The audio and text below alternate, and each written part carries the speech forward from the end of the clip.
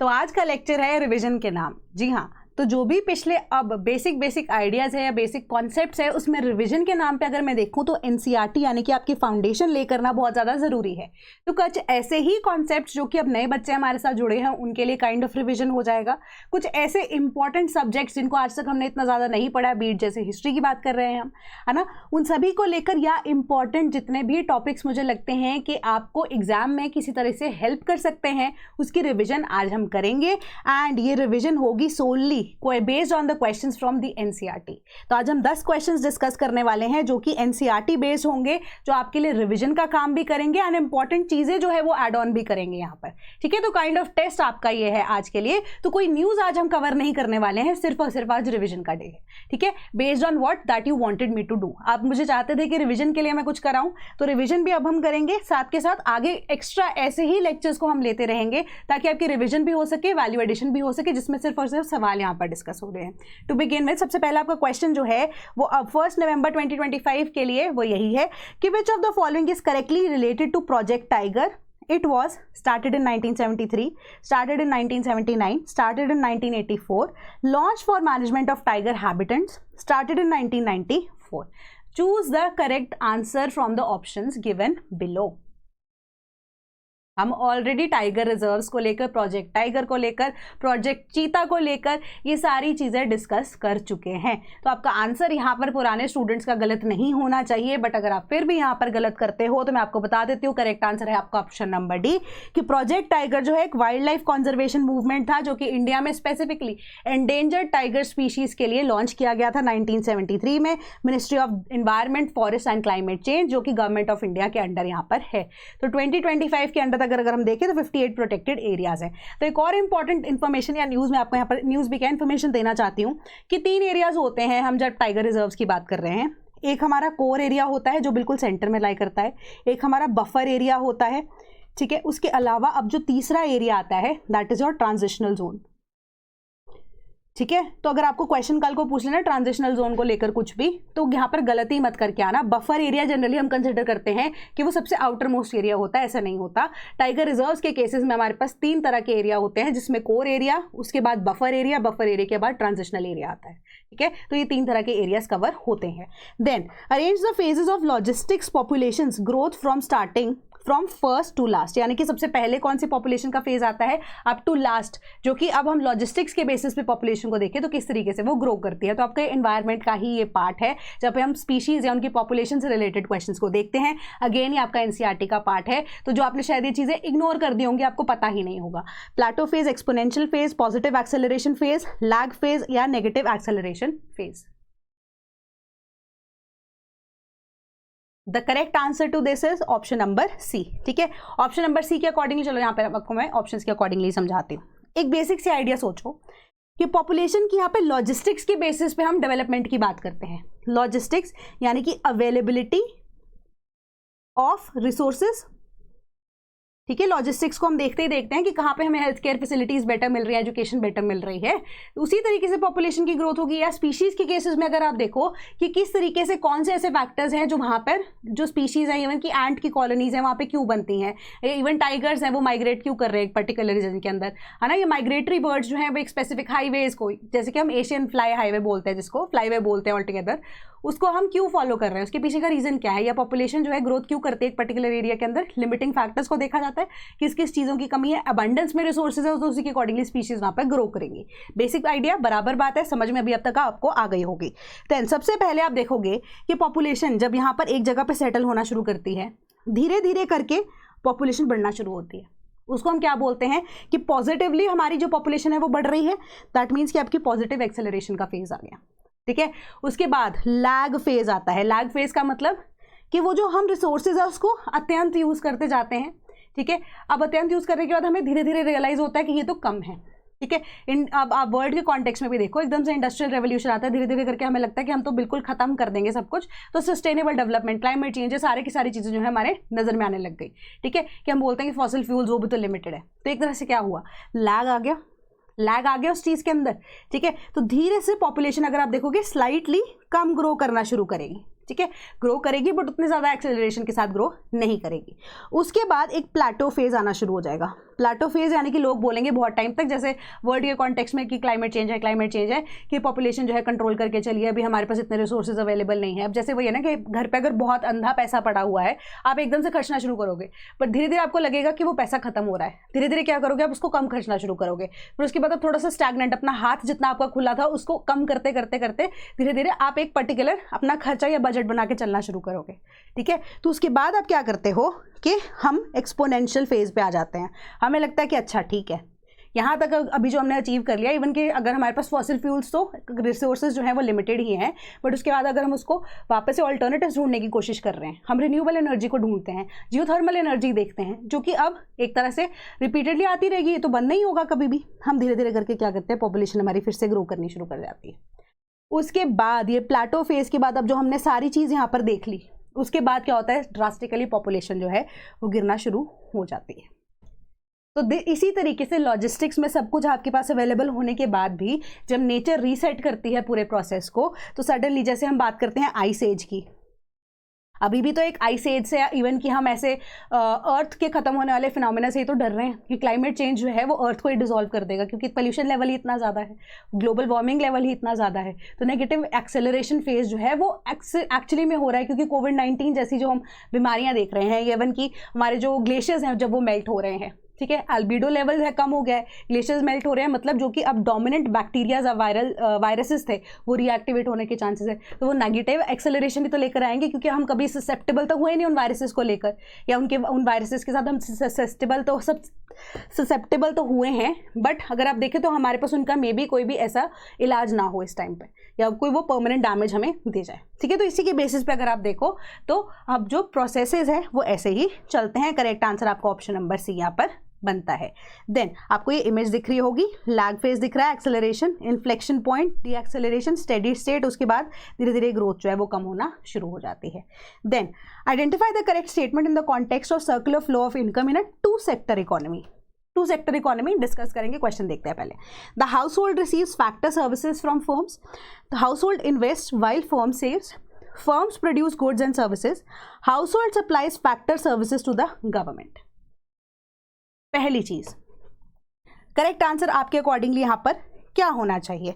क्या फर्म यहाँ पर सेव करती है टू सेक्टर इकोनॉमी में? क्या फर्म्स प्रोड्यूस करती है goods and services two sector economy में? या क्या हाउस होल्ड जो सप्लाई करता है factor services to the government, या हाउस होल्ड रिसीव करता है factor services from the firms?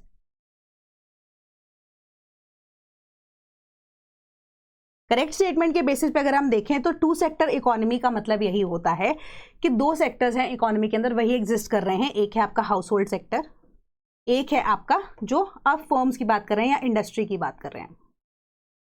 ये दो ही सेक्टर हैं, और इस सेक्टर के अंदर या टू सेक्टर इकोनॉमी के अंदर हम यही देखते हैं कि हाउस होल्ड सेक्टर जो है वो क्या प्रोवाइड करता है, ह्यूमन कैपिटल प्रोवाइड करता है, इन्वेस्टमेंट प्रोवाइड करता है इंडस्ट्री को, and industry in return house hold sector को क्या देती है, सर्विसेज भी देती है।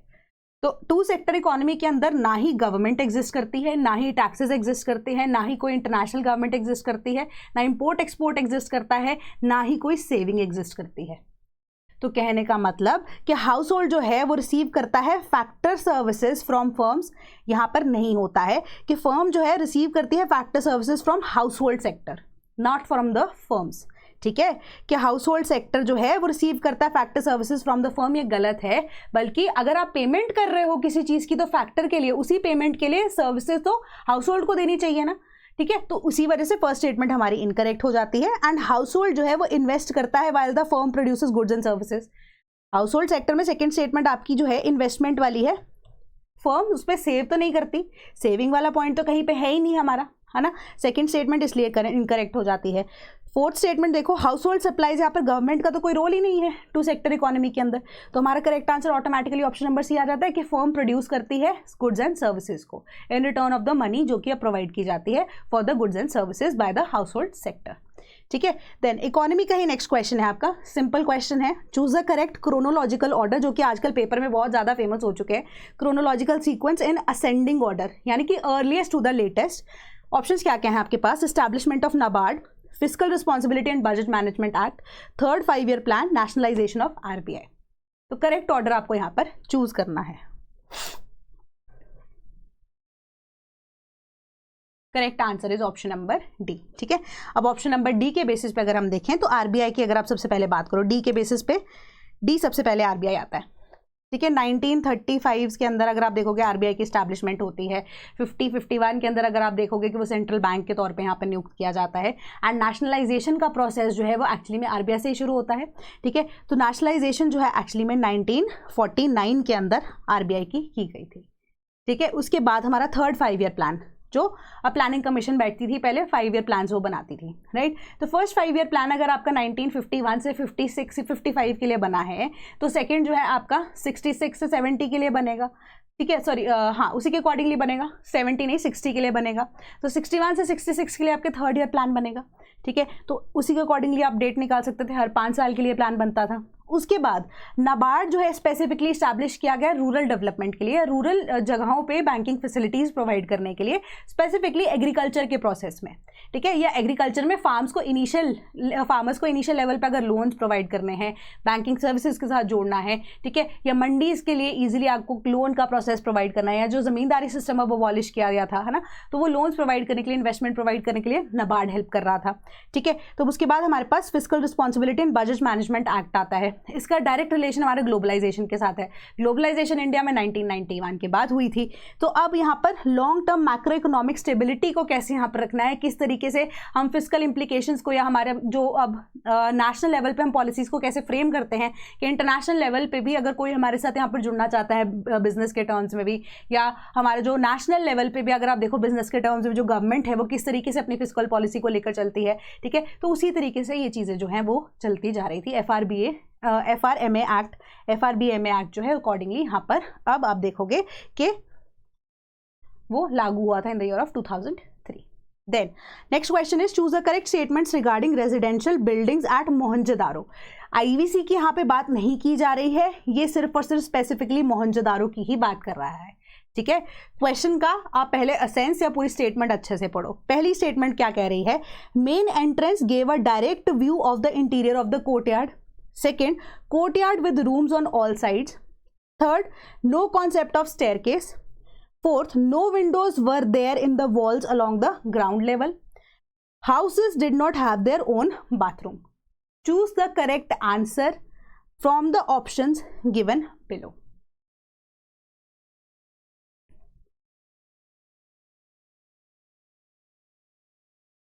So, correct answer इसका क्या बनता है, ऑप्शन नंबर सी।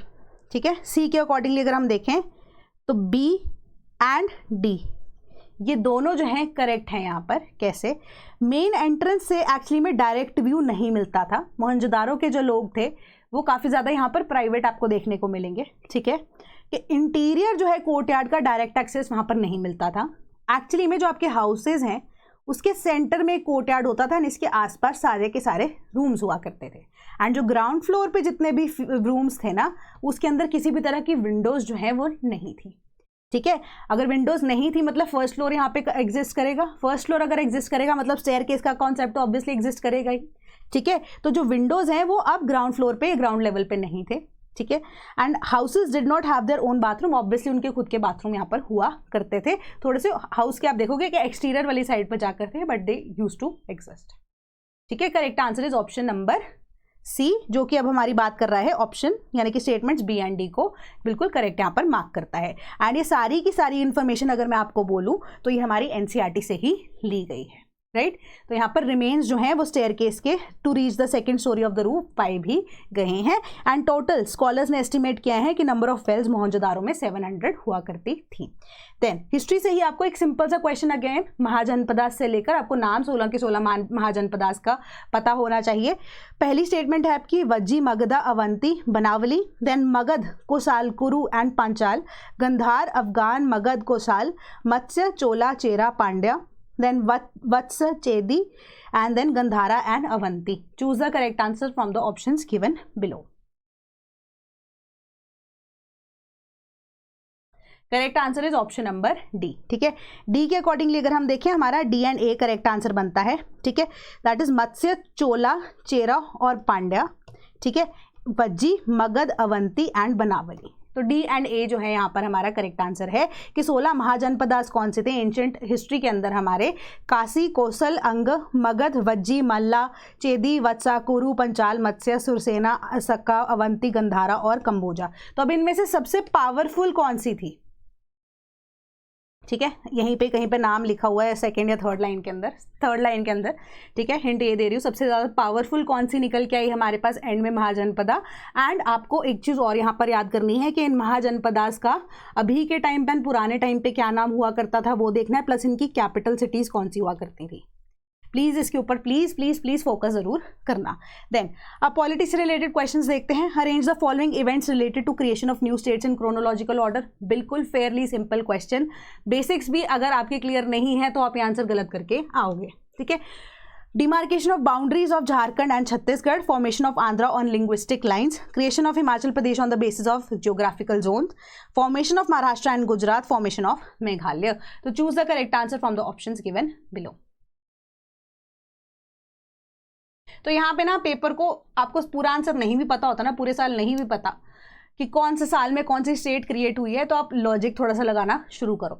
सबसे पहली चीज़ कि हमें पता है तेलंगाना से पहले जो स्टेट्स की डिमार्केशन हुई थी, तो सबसे रिसेंट रिक्रिएटेड स्टेट्स के अंदर अगर हम देखें साल 2000 के अंदर झारखंड और छत्तीसगढ़ हुई थी। सबसे पहली और सबसे लास्ट वाली तो सभी को जनरली याद होती है। छत्तीसगढ़ और झारखंड जो है वो 2000 साल के अंदर या साल 2000 के अंदर अलग हुई, छत्तीसगढ़ से झारखंड बनी। ठीक है, ए एंड में किसके आता है? अब हमारे पास या तो ऑप्शन ए या ऑप्शन डी करेक्ट होगा। उसके अलावा अब सबसे पहली स्टेट की बात करें तो हम श्रीमला पोती का नाम यहाँ पर पढ़ते हैं, जिनकी डेथ हो गई थी रीऑर्गेनाइजेशन के टाइम पे। लिंग्विस्टिक बेसिस पे बोला गया था कि हमें नहीं पता कि अब आंध्र प्रदेश के यहाँ पे जो है लिंग्विस्टिक बेसिस पे उनको अलग किया जा सके। तो पहली स्टेट लिंग्विस्टिक बेसिस पे या पहली स्टेट ऑफ इंडिया जो है वो आंध्र प्रदेश बनी थी पोती श्रीमलों के नाम पे। तो अब बी जो है हमारा सबसे पहले आना चाहिए क्रोनोलॉजिकल ऑर्डर के हिसाब से। बी और सी को तो ऑलरेडी हम यहाँ पर ऑप्शंस को इरेडिकेट कर चुके थे, तो करेक्ट आंसर आपको ऑटोमेटिकली ऑप्शन नंबर ए आ जाता है यहाँ पर। बट चलो आपको नहीं भी पता फिर भी। Then creation of Himachal on the basis of geographical zones. तो आपको पता है कि हिमाचल जनरली क्या, हिमाचल पहले पंजाब और हरियाणा ऑल टुगेदर, हरियाणा पंजाब और हिमाचल पंजाब का ही पार्ट हुआ करते थे।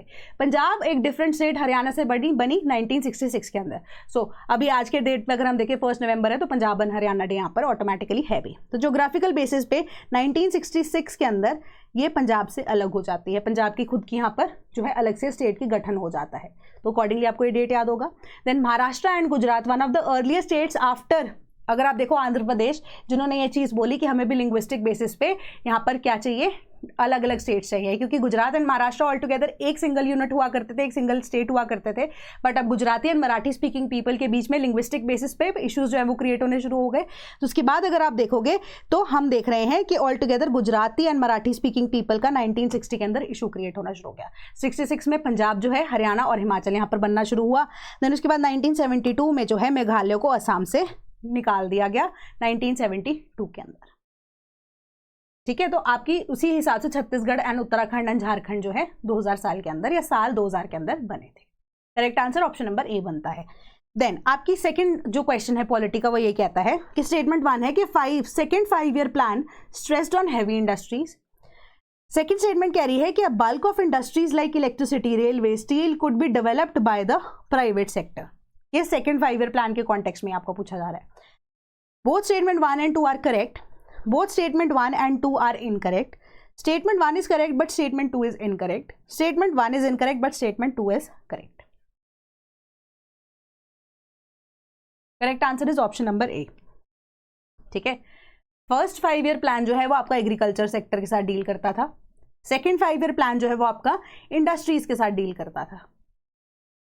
ये जनरली सबको बेसिक्स ऑफ इकोनॉमी पढ़ाते हुए या पॉलिटी पढ़ाते हुए मेजरली टीचर्स बताते हैं, माइक्रो इकोनॉमिक्स या मैक्रो इकोनॉमिक्स शुरू करते हुए। ठीक है, तो पहली स्टेटमेंट तो आपकी ऑटोमेटिकली यहाँ पर करेक्ट हो जाती है। अब सेकंड स्टेटमेंट के अंदर ध्यान से पढ़ो, लास्ट वर्ड आपका क्या दिया हुआ है, प्राइवेट सेक्टर। प्राइवेट सेक्टर जो है क्या इंडिया में एग्जिस्ट करता था?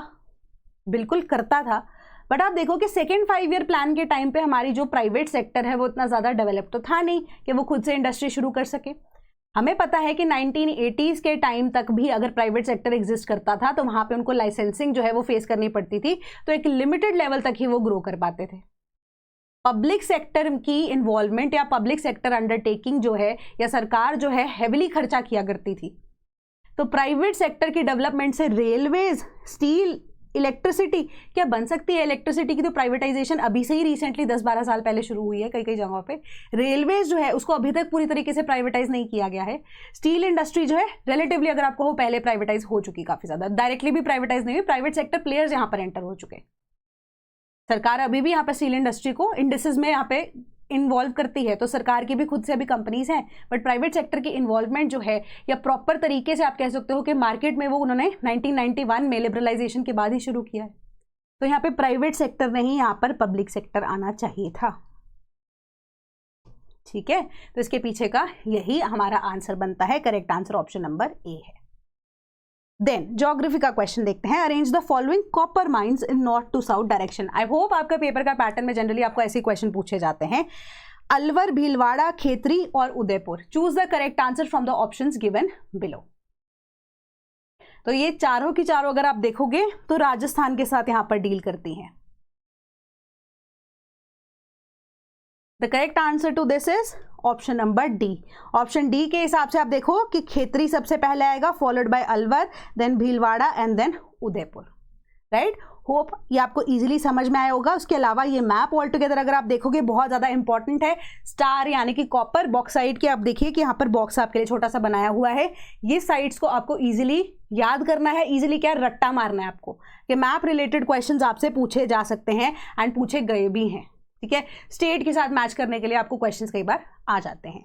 Then next, arrange the following river basins in descending order, मतलब largest to smallest order according to their size. Mahanadi, Godavari, Ganga या पिनार।